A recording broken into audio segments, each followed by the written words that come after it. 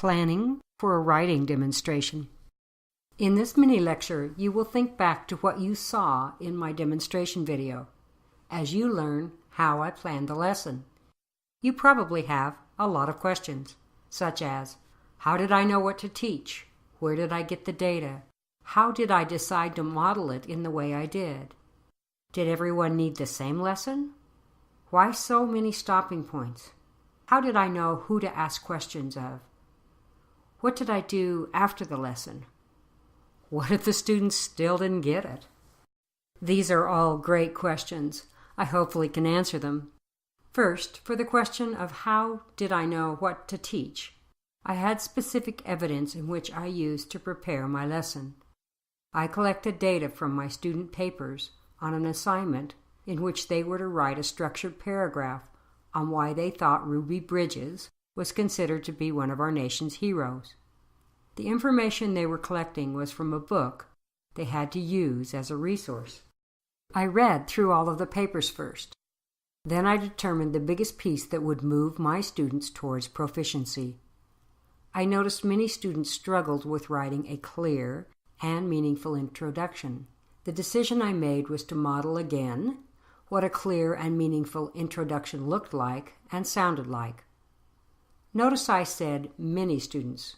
The reason I kept all of the students together was because I needed models in the audience to support the thinking students were going to have to do.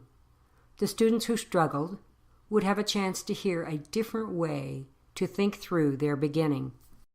Thinking about the learners I had in front of me, I had many English language learners at the developing and expanding level on the writing rubric of the WIDA Consortium.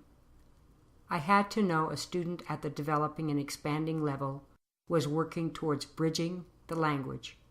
I knew I had to have a variety of sentence levels, organized and containing specific vocabulary related to the topic.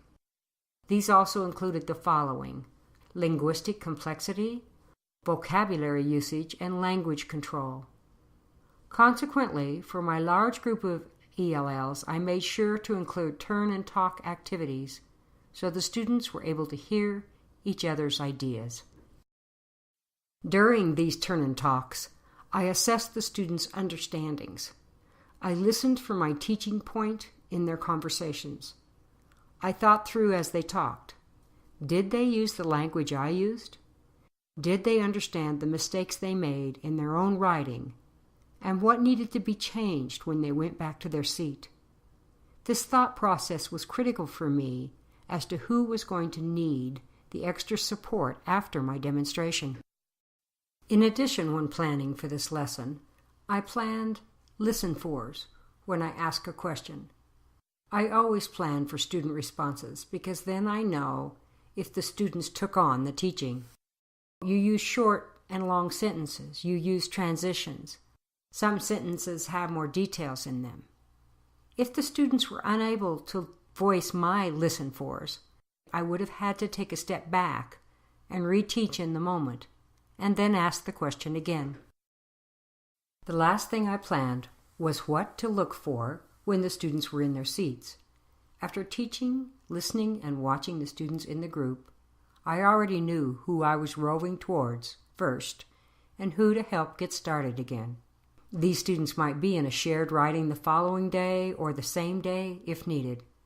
Make sure your roves are purposeful and you have a specific focus.